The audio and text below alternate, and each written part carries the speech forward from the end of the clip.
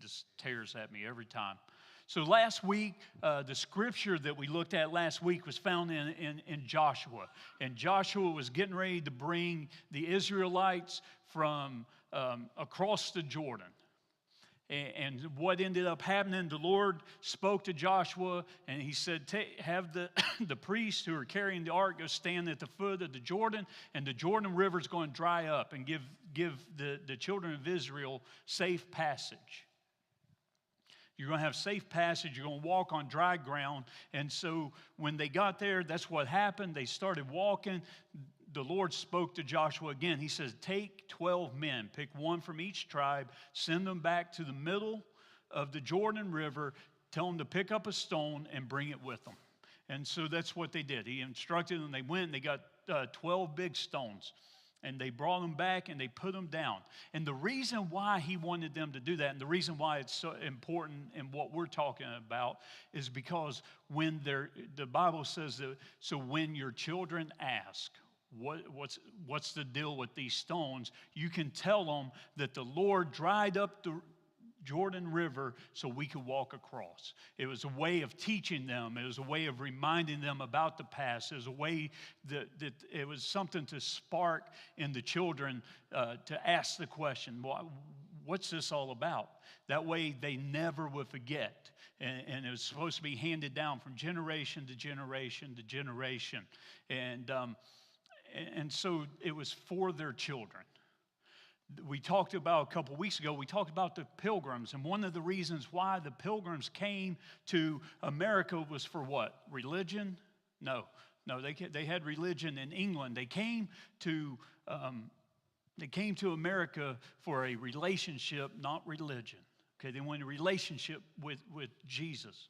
But the second reason why they came, as a reminder, is they came for a better day for their children. They wanted their children to be able to worship freely. They wanted their children to have that relationship that was banned, basically, over in England at the time.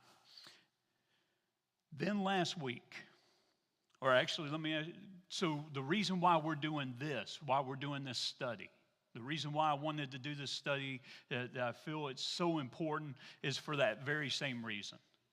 So that we can train our children. So that we can teach our children. And as I'm sitting here and I'm looking out, your children may be grown, but we still have children in this church, okay? And the children in this church, they are part of your family as much as your own kids. If you're a part of this church, you're part of our family. And so it is our responsibility to come alongside the parents, including myself, for the church to help train up our children. Not train our children for us, but to help us as parents to train our children so that they understand. And so this is an education for us so we can pass it on to our children and the children to come. And so last week, we talked about the matrix of liberty. And it's the blueprint that the pilgrims put in place so that we would know if we ever lost our way, we would know where to look. What makes up liberty? And there's several things that make up liberty, the matrix of liberty. We have faith, we have morality, which is character, we had law, we had education, and finally we had liberty. And that's what we talked about last week. And so, again, the education, which is what we're going to be talking about tonight, is the education. But the education part that we talked about last week, if you remember, it wasn't the state's responsibility to teach the kids. It wasn't the villages. I probably shouldn't say village. It wasn't, the towns. It wasn't the town's responsibility to train the children. It was the parents and the grandparents. And what would happen is the parents, alongside with the grandparents, they would talk to their children. They would teach their children. That was one of the main things that the grandfathers and grandmothers would do when they could not work out in the fields or work any longer. They would assume that responsibility of teaching the children in the home. And what they would do, and this is very important, they would teach them the ways of the world. This is the way the world works. This is how the world does. But they did it from a biblical perspective. And so that was passed down from generation to generation. And so you had the children of the pilgrims who grew up and became parents, and they had children, and it kept being passed down the line. So it went from 1620 to where we are now, 1776. Okay, let me say this. This is not a history lesson, okay? I'm not going to tell you everything that went on in the Declaration and the signing, but there are certain things I really want to point out that I think we need to be aware of as we keep to the theme of educating our children and it revolving around the children. And the scripture, I want to really dig into this scripture tonight. But the scripture we're going to be looking at tonight is found in Deuteronomy chapter 6, verses 4 through 9. Deuteronomy chapter 6, verses 4 through 9.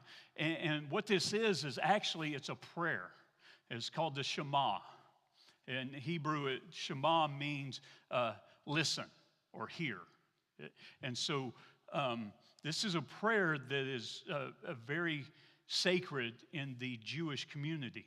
And they pray it anywhere from 3 to 5 times a day. I mean, very devout Jewish people, they pray this 3 to 5 times a day. But I want you to listen to these words. Hear, O Israel, the Lord is our God, the Lord is one. You shall love the Lord your God with all your heart and with all your soul and with all your might. These words which I am commanding you today shall be on your heart. You shall teach them diligently to your sons and shall talk of them when you sit in your house and when you walk by the way and when you lie down and when you rise up. You shall bind them as a sign on your hand, and they shall be as frontals on your forehead. You shall write them on the doorposts of your house and on your gates. Again, this is called the Shema, and it's a prayer that the Jews pray in the morning 3 to 5 times. But look at these words, okay? You shall love the Lord your God with all your heart and with all your soul and with all your might. We see that throughout Scripture. But it goes even further. By the way, Deuteronomy, if you don't know this, Deuteronomy actually means second law or repeated law. So the book of Deuteronomy is just a repetition of what is the law that's already been put in by Moses and through God, or by God through Moses. And so as we look at it, what they're saying is this. I need a bigger pulpit here. So when you look at it, you shall love the Lord your God with all your heart and all your soul and with all your might. These words that I'm commanding you shall be on your heart. That means you need to take it to heart. You need to remember it. You need to bury it in your heart. Then he goes on to say, you shall teach them diligently to your children. Your children need to know this. Your children need to know this. You need to be talking to your children about this. Well, when should we do it? Well, we should be teaching our sons and daughters. You shall talk to them when you sit in your house. That means you're supposed to spend time with your children. Okay, when you're sitting around the dinner table, when you're sitting around, you should be talking to your kids about loving the Lord your God with all your heart and all your soul and with all your might. Then he goes on to say, and when you walk by the way, when you're out playing with your kids, when you're out with your kids, when you're out working in the fields and your kids are right there with you, what you should be talking about is not how hot it is, but how you should love the Lord your God with all your heart, soul, and might. Then it says, and when you lay down. So the last thing your kids should hear every night before they go to sleep is that they should love the Lord your God with all their heart, soul, and might. And when you rise up, the first thing that your kids should hear every single morning is you should love the Lord your God with all your heart, soul, and might. And then you should, not only should you talk to them about it, you should bind them as a sign on your hands, which means that you need to be showing them in your actions that you love the Lord your God with all your heart, soul, and might. You should, and it should be on as the frontal, as frontals on your forehead. It should always be in your mind. It should always be on the tip of your tongue. We should be talking about this all the time. You shall write them on your doorposts and on your gates. What he's saying there is, hey, The last thing your children should see before they leave the house for the day, to go to school, go to work, wherever it is this command: love the Lord your God with all your heart, soul, and might. The first thing they should see when they walk through the door after school is the words: love the Lord your God with all your soul, all your heart, all your soul, and all your might. Think about this. If we did this, or if our parents, and I'm definitely not saying anything bad about our parents, but just think about if from this time in Deuteronomy, while they're out wandering around in the wilderness, to 2022, if every parent, every single day, took this serious and that's what we were taught, how much different would our world be today? I mean, how much different would you be or I be if my parents or your parents would have done that? How much different would your children have been if you would have done that? So the reason why I want people to understand that is our kids, our children are being taught stuff that we have no idea what they're being taught. Okay? I saw today where a lawyer for a school board, his defense, because parents are suing the school board, and his defense is parents should not be allowed to tell the school what to teach their children. Okay, this is absolutely, I mean, we've gone crazy when we talk about this stuff. But the good thing, I'll tell you the good thing. The good thing is what we see is parents standing up and saying, look, you're not going to teach my kid this. This is not right. This is not history. And that's the reason why we're going to look at the Declaration of Independence tonight, because it goes along with this, being taught stuff that's half-truth or someone else's truth, which we finished up with last week. But it's crazy to me that a lawyer would stand up and say, you have no right to tell this school board what we can teach your child. Yeah. And again, the good thing, last election, the guy that became, I can't remember, Governor Youngkin, that was basically his platform. And he won the election. He became governor of Virginia based on the fact that he was supporting these parents standing up and going against the school board. And so we see kind of a tide shifting, which is a good thing. Because as you're going to see today, we've allowed a small group to dictate everything that our kids are learning. And one of the things, and what you're going to see is this didn't happen in 2022, because some of the things we're going to talk about tonight is stuff that you learned when you were in school. Things that I learned when I was in school. These things, it's not like it just happened. These things have been taught over the years, and that's why it becomes normal. When we talked about the Pilgrims, it was normal for our first thought to be what?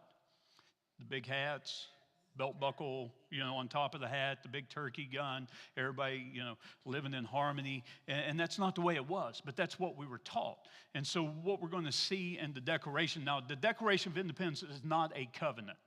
Okay, but I want you to see this. So the Declaration of Independence, and I'm going to read just some of it. I'm not going to go through the whole thing.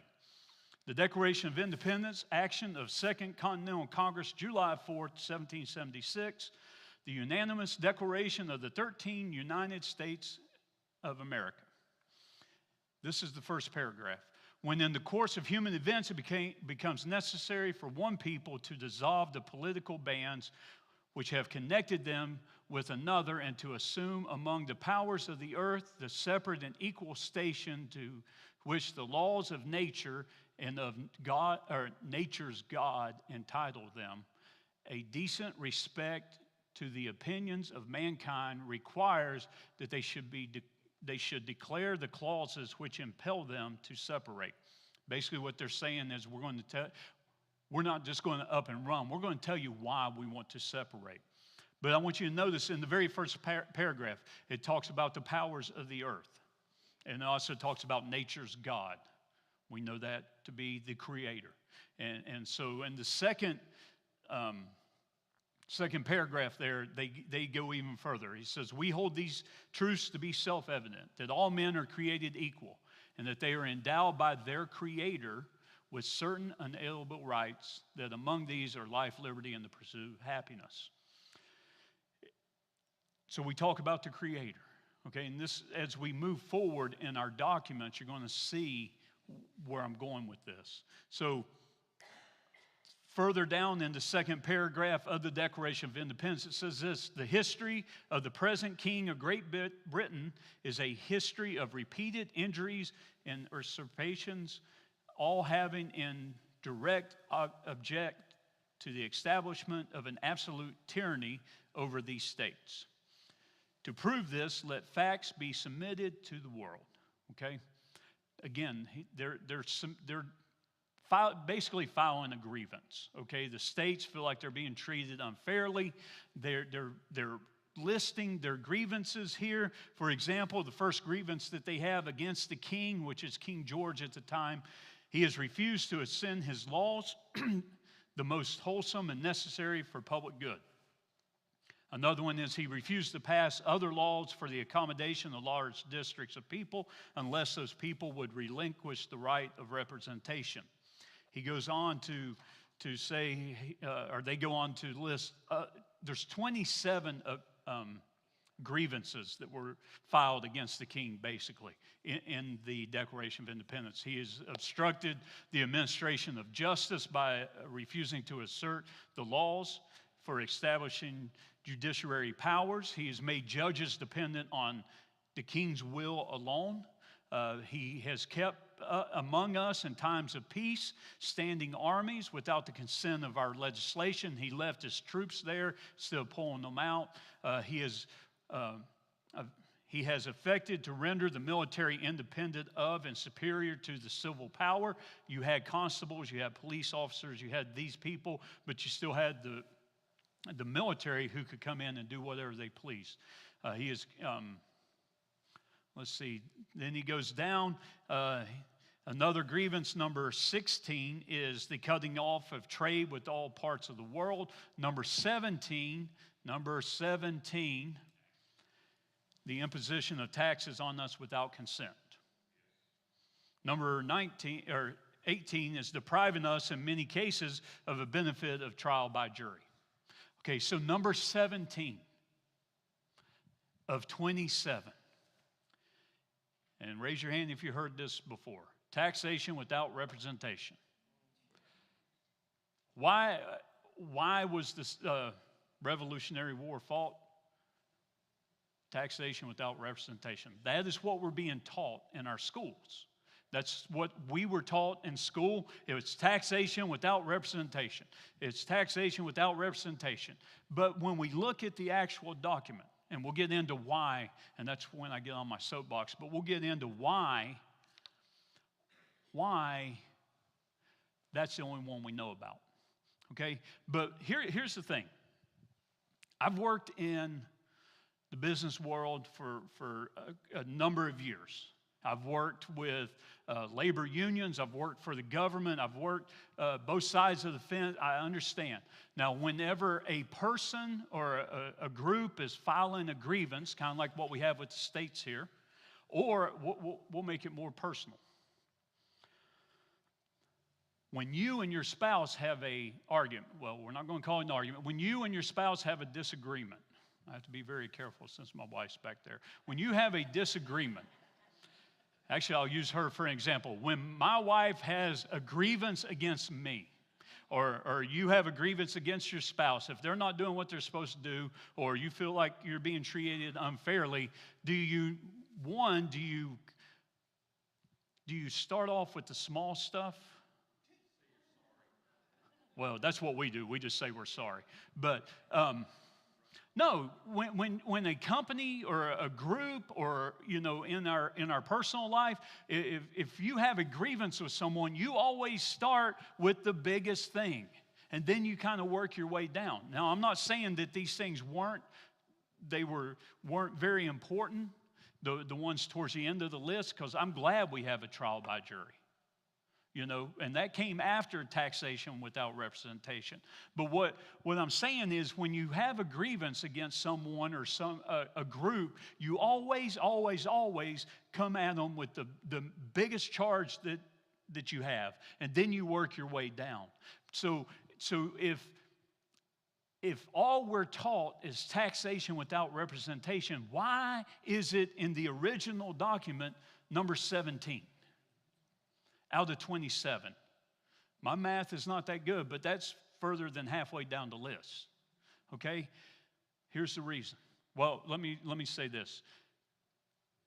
11 times, 11 of the 27 grievances had to do with abuse of representative power. 7 times the abuse of military powers, and 4 times the abuse of judicial powers. Okay? Taxation in the original document was given very little emphasis, and yet that's all we learn when we're in school. Why is that? Why is it that that's the only thing we learn in school? It's kind of going back to the Pilgrims. We don't learn in school that they were Christians, that they were being persecuted by the king. We find out that they wanted religious freedom, which isn't true at all. They wanted a relationship. They didn't want religion. They could have kept hiding in the basements of their houses and had religious freedom. But see, we don't talk about in our school books, we don't talk about the religion or why they truly came here. We don't talk about what all they endured to get here. We don't talk about the miracles. You understand that I told you when the Pilgrims came, they had, before they came, when they're in Holland, they had a printing press. And it got destroyed. They brought another printing press with them. Okay? And with the storms and everything, the main beam of the ship started to fall, started to break. The ship was going to sink. They were able to use that printing press to roll it up, to stabilize that, to continue on with their voyage. Do you think they had that on there by chance? Or do you think God had his hand on there? But see, we don't learn about that stuff. We don't learn about God having his hand upon them to bring them here so that they could have what they were looking for. We don't see during the Revolutionary War these storms. And again, with the Pilgrims, we talked about that great storm that none of them perished, but 200 boats sank, but not theirs. The great storm that came up that allowed Washington to get out of Manhattan, to go over to reinforce, to do a counterattack, to change the war. If Washington would have been trapped in Manhattan, the war would have been over. But we don't talk about that. We say, we see the picture of him crossing the Delaware. He crossed the Delaware. It's the British fault. They should have closed in on him more. That's what we hear. But what it is there was a storm that kept them from being able to do that. But we don't hear about that. See, in the 1920s and then the 30s and then the 40s, there was a new group of people that came in that were writing history books, that were doing these writings. And a lot of the stuff that they were writing, people by the name of Charles and Mary Beard. And we'll talk about them next week as well. W.E. Woodard, Fairfax Downey. These people were writing they were writing history, but what they were doing was incorporating their own beliefs of how they saw it into our history books. Now, this is a problem today. We talked about it right at the end last week. Who's truth? His truth, her truth. There's no absolute truth. It's the same way in our history books. These are the things that happen, but when you have people writing it down, they tend to put their views in it, put their slant on it, and then that becomes what is taught, and that's what ended up happening. Their views and the way they were writing history made its way into our textbooks, and so our teachers, and again, as I get into talking about the schools, I am no way talking bad about our teachers. Okay? I'm not talking bad about our teachers. Our teachers are good people. and they teach what's in front of them. But their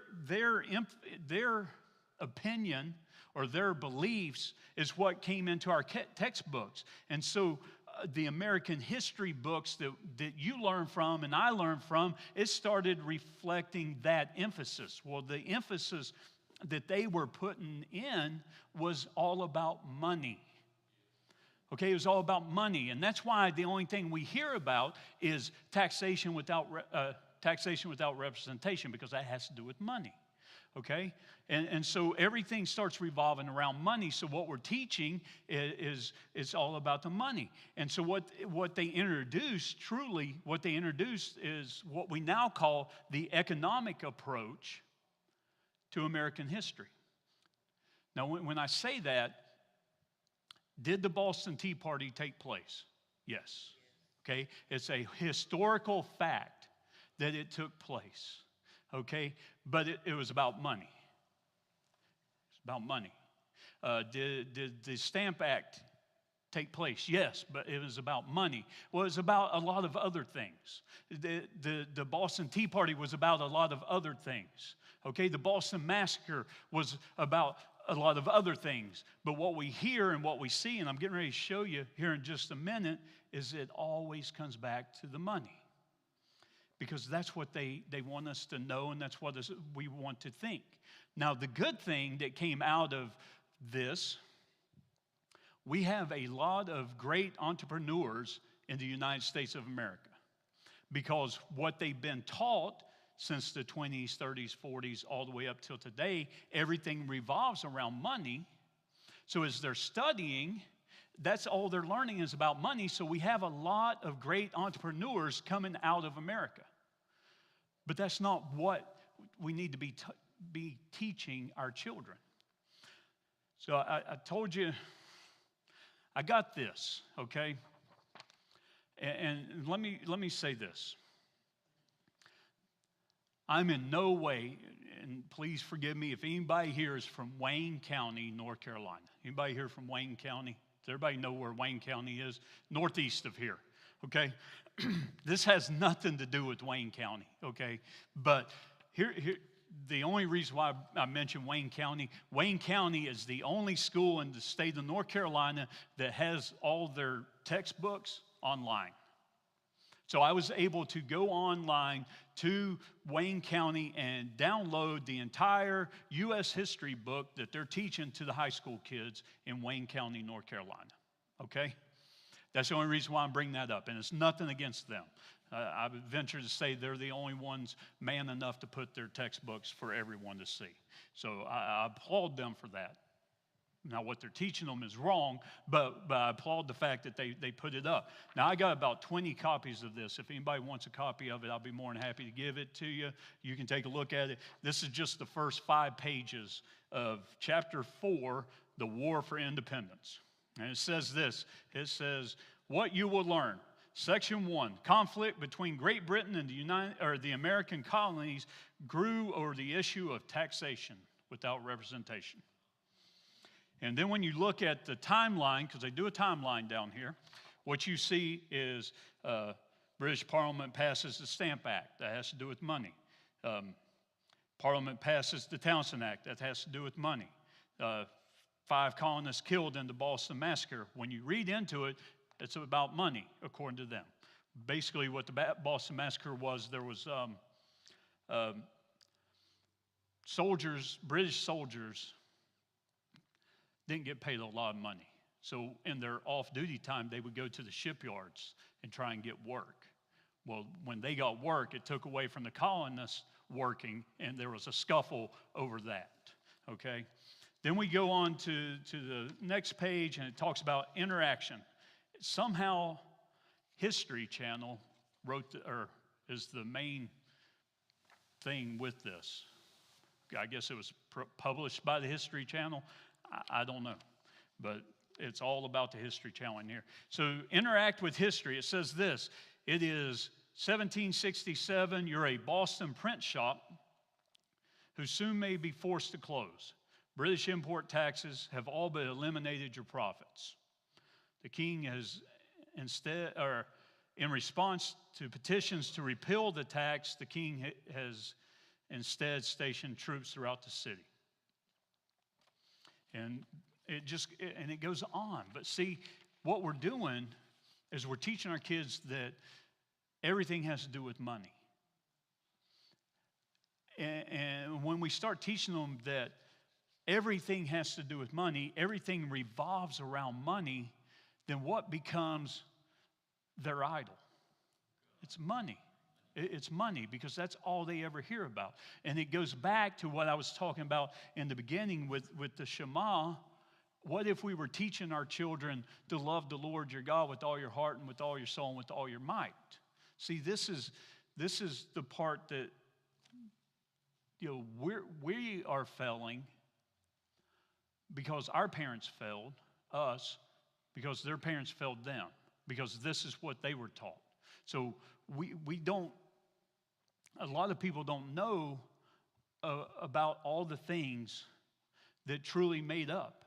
And truthfully, we as Americans, we've gotten very lazy. I'm no offense, but we've gotten lazy.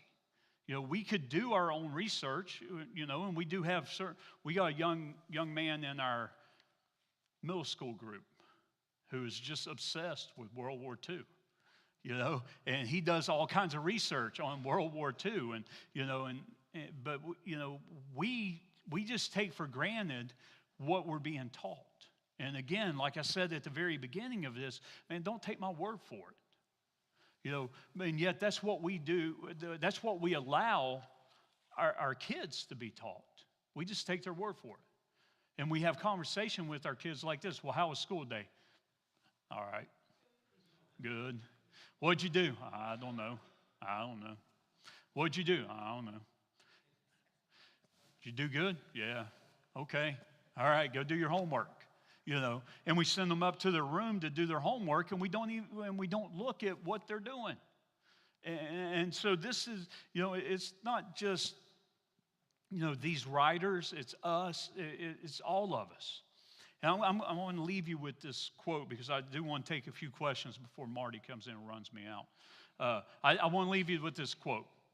It says this: those who control the present control the past.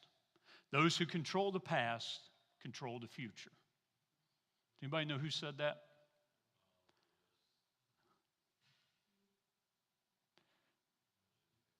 Anybody read the book 1984? George Orwell. George Orwell said, those who control the present control the past. Those who control the past control the future. That is why it is so important.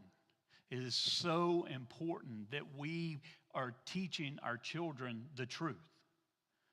We got to teach our children what really happened. And as we look next week and in the following weeks, as we start looking at our Constitution, we need to make sure that everyone understands what the Constitution says. Because what we're going to do is we're going to take a look at the Constitution and see what it says and see how many times people tried to misinterpret it. And it stood from, what was it, 1789? Somewhere around there, up until 1948. And then all of a sudden in the 1940s, we started getting different. It started getting different interpretations of what was being said. And so look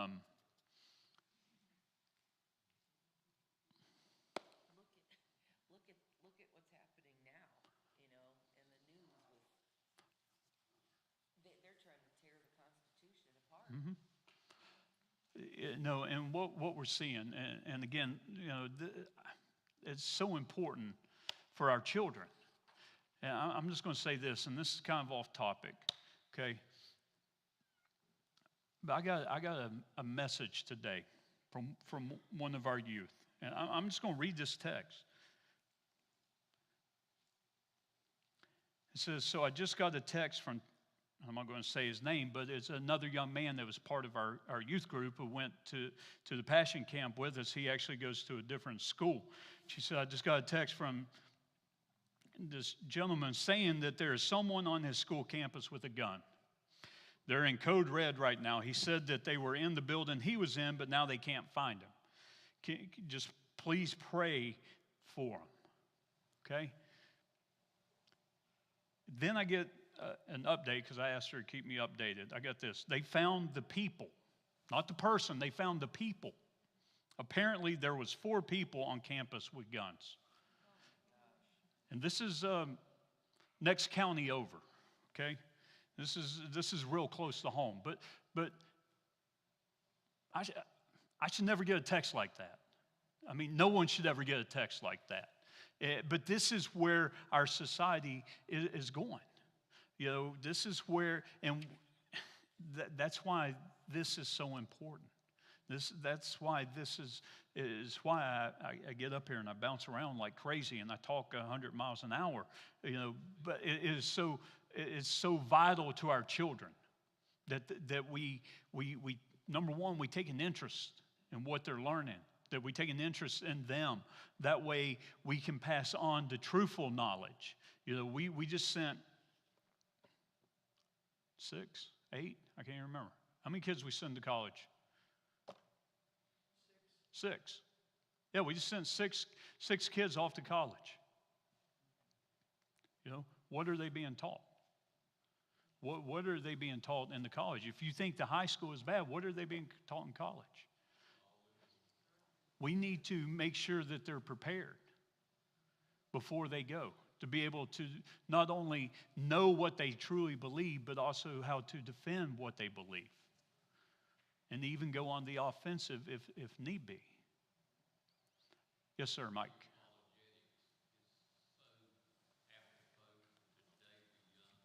Mm-hmm.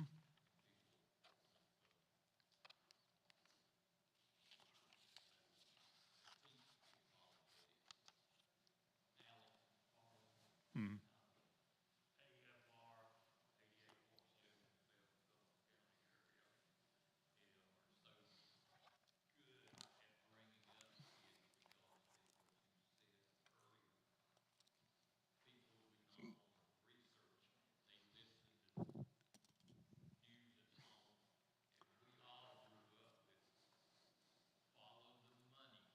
Mm-hmm.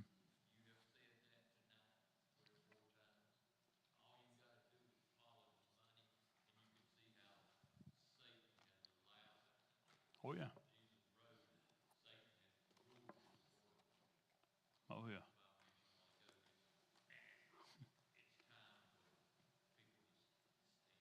Mm. Absolutely. You know, with the quote, I didn't read it at the beginning. I'm going to close with the quote from Dr. Tony Evans. Change doesn't happen overnight. It begins with one person seeing a problem and then making a decision to make a difference to